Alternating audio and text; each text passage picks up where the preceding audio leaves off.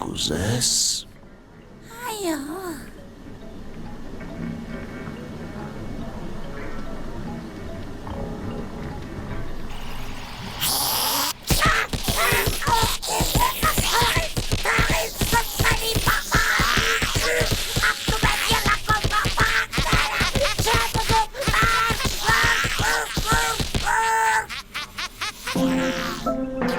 Անցնեն գործի, թրի երորդ մասնիկը լորվա մարզում է, ու եթե դու այս անգամ էլ չկարողացար Դավթի թրի երորդ մասնիկը լորվա մարզում է, ու եթե դու այս անգամ էլ չկարողացար Դավթից շուտ հասնել դրան, ստիպված կլինես մասնակցել պաղպաղակների խնջույքին։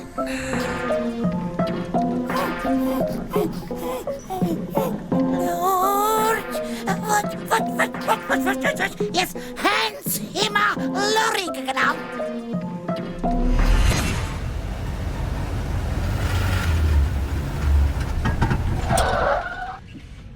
Ինչ եղավ։ Ոնց որ ավտոբուսը փչացավ։ Մեզ միայն այդ էր պակաս։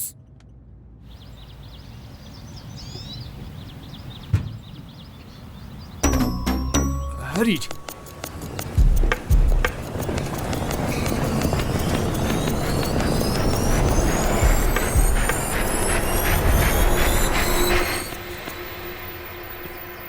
Ոնց էր։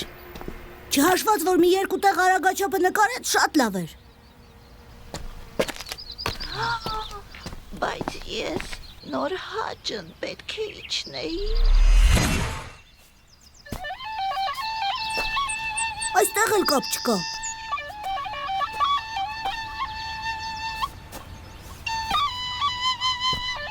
Բարև, պապիկ։ Բարև, աղջիկ ջան։ Պապիկ, դու գիտես թե որտեղ է մոտակա արձանը։ Հա, դուք պետք է գնաք ուղիղ, հետո ձախ, Շնորհակալություն։ հետո բլուր կտեսնեք, հենց այնտեղ։ Այնտեղ դուք կտեսնեք մի առու։ Ինձ թվում է սա դեռ վերջը չէ։ Բլուր, հետո առու։ Կարծես հասկացա թե որտեղ է արձանը։ Շնորհակալություն։ Առվի վրա մի կամուրջ կա։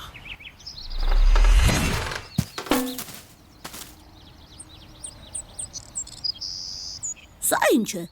Չգիտեմ, բայց շատ հին տեսք ունի։ Մոնգերեք, սա ինչ է։ Միացրեք տեսախցիկը։ Սա լորվա Գյուրիկյան թագավորության զինանշանն է։ Գյուրիկյանները Բագրատունիների ճյուղ էին, ինչի մասին վկայում է այս զարդաքանդակին պատկերված հովազառյուծը։ Այս կենդանին խորհրդանշում է խիզախություն և համարձակություն։ Դրա համար շատ տոհմեր իրենց ուժն ու ազդեցությունը ցույց տալու համար հաճախ էին այն ընտրում։ Հովազը կարող է մեզ օգնել։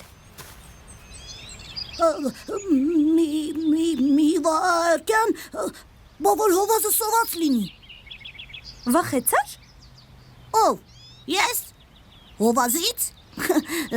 Իհարկե, ոնց կարելի է հովազից չվախենալ։ Միքայել, հանգիստ եղիր։ Մենք քո օգնության կարիքն ունենք։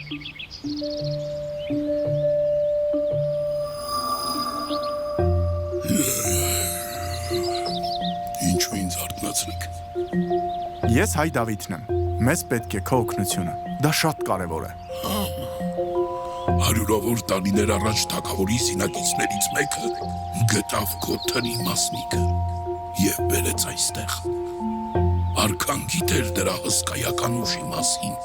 և պահեց լաբիրինթոսում, որ այն չհայտնվի սխալ ձեռքերում։ Լսեք կամում, այն կուղեկցի ձեզ, իսկ եթե փորձեք ինքներդ գտնել ելքը, հավերժ կմնակը լաբիրինթոսում։ Ես ճիշտ հասկացա, լաբիրինթոսից դուրս գալու ճանապարհը մեզ քամին է հուշելու։ Այո, Իսկ եթե օրինակ քամի չեղավ։ Միքայել, Որտեղ է լաբիրինթոսը։ լաբիրինթոսի մուտքը դսեր գյուղի ամենամեծ կաղնու տակ է։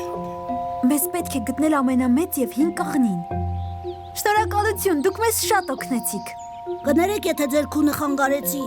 Ուրեմն ուղևորվենք Դսեղ գյուղ։ Իսկ կլինի գոնե մի անգամ քո թրի մասնիկը ապահով տեղում փնտրենք։ Ասենք խաղահրապարակում, կինոթատրոնում, այգում։ Միշտ ինչ-որ բարդ վայրերում է թաքնված։ Ինչպես հասնենք Դսեղ գյուղ։ Դե պետք է դի օգնությամբ։ Մեզ հարկավոր է նավակ, որ կարողանանք գյուղ հասնել։ Դա ինձ թողեք։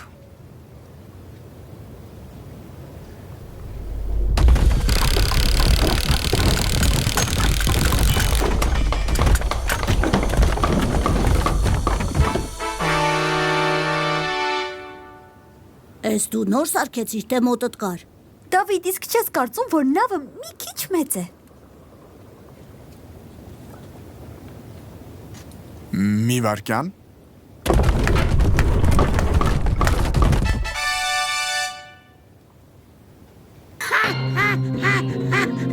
Ես վստահ եմ, դուք ինձ սպասում եք, բայց չեք սպասում նրան։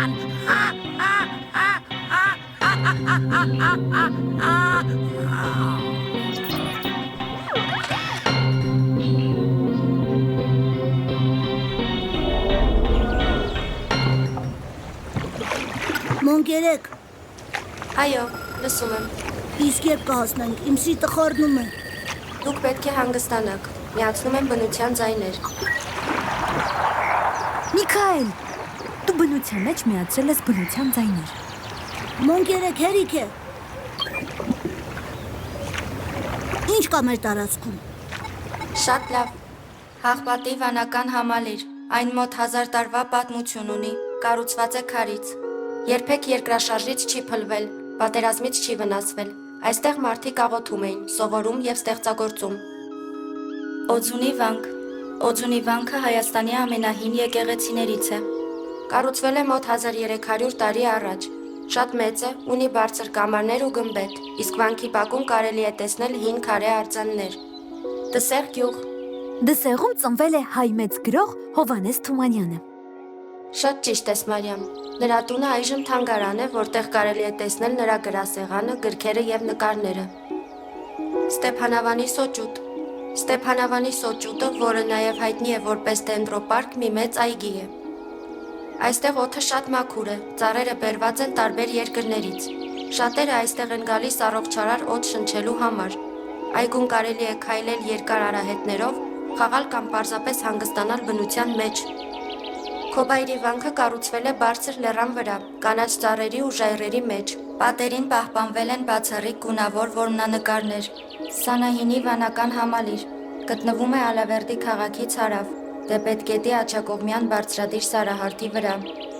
Վանքը հիմնադրվել է 10-րդ դարում եւ հարյուրամյակներ շարունակ եղել է կրթական, գիտական ու մշակութային կենտրոն։ Սանահին վանական համալիրի կազմում են 4 եկեղեցիներ՝ Սուրբ Աստվածածին եւ Սուրբ Ամենափրկիչ, իրենց գավիթներով, ինչպես նաեւ Սուրբ Հակոբ եւ Գրիգոր Լուսավորիչ եկեղեցիները։ Հատուկ ուշադրության են արժանի նաեւ զանգակատունն ու գրատունը։ Վանքում են գտնվում Գյուրիկյանների, Զաքարյանների եւ Արգուտյան երկայնաբազուկների տոհմական դամբարանները։ Լորիբերտ։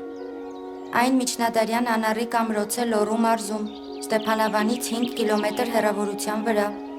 Բերդը կառուցել է Անիի Բագրատունիների Գյուրիկյան ճյուղի ներկայացուցիչ Դավիթ Անհողին թագավորը, մոտավորապես 1005-ից 1020 թվականներին։ Բուն Բերդաքաղաքը զբաղեցրել է շուրջ 35 հեկտար տարածք, որից միջնաբերդը 8.5 հեկտար է։ Միջնաբերդի հյուսիս-արևմուտքից ձգվել է 214 մետր երկարությամբ իրար հաջորդող կլոր եւ քարանկյունի աշտարակներով պարիսպ, որի հյուսիս-արևմտյան անկյունում միակ մուտքն է։ Պարսպի լայնությունը տեղ-տեղ հասել է 20 մետրի, բարձրությունը 20-ից 25 մետրի։ Միջնաբերդի պարսպից մոտ 500 մետր հյուսիս-արևմուտք ձգվել է քաղաքի պարիսպը, որը համարյա չի պահպանվել։ Բացի բնական արգելքներից, Միջնաբերդի կիրճերում կառուցվել են նաև արհեստական պատնեշներ։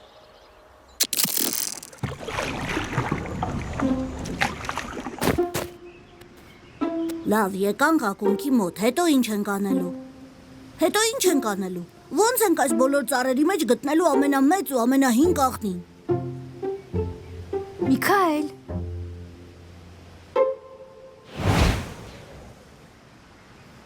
Ոնց որ գտանք։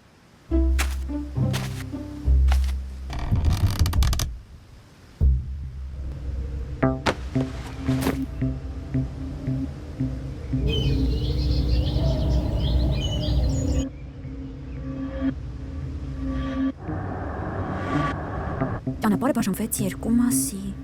Ու մենք դեռ մտածում ենք։ Ես այնտեղ չեմ մտնի, շատ մութ է։ Միքայել, կարծում եմ, սա մեզ շեղելու համար է։ Մենք ախր լաբիրինթոսում ենք։ Շատ լավ, դուք գնացեք այդպես, իսկ ես կգնամ մյուս ուղղությամբ։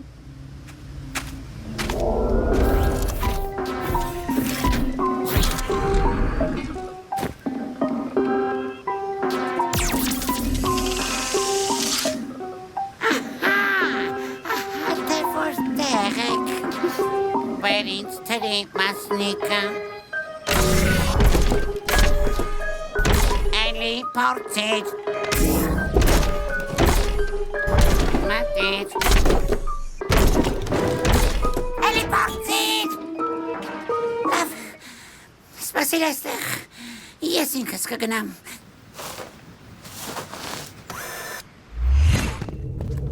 Որոշեցի ձեզ մենակ չթողնեմ։ Այդպես էլ գիտեի։ Ճանապարհն ուղղակի վախենալու էր, այնտեղ ոչինչ չկար։ Հովազն ասաց, որ մենք պետք է հետևենք քամուն։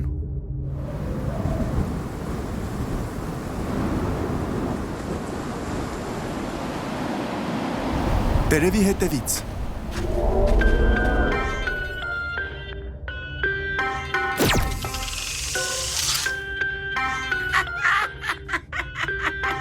Իմ արիկներ, պարզից էլ պարզ է։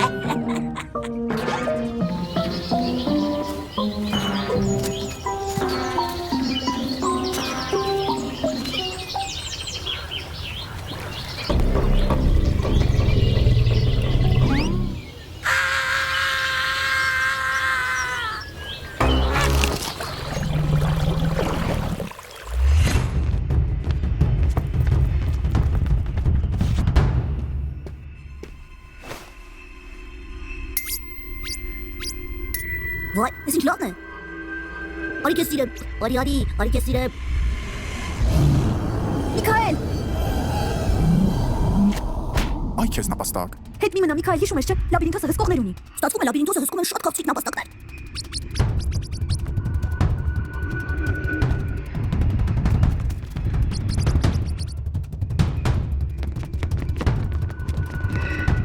Ահա մասնիկը։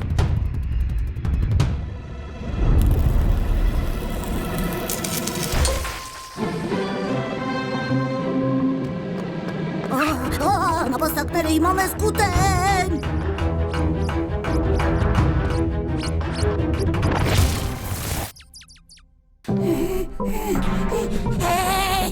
Մարդ կա։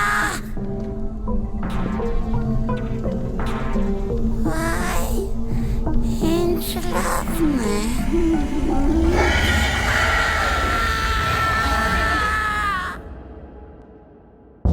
Չէ ինձ հաղթելու համար։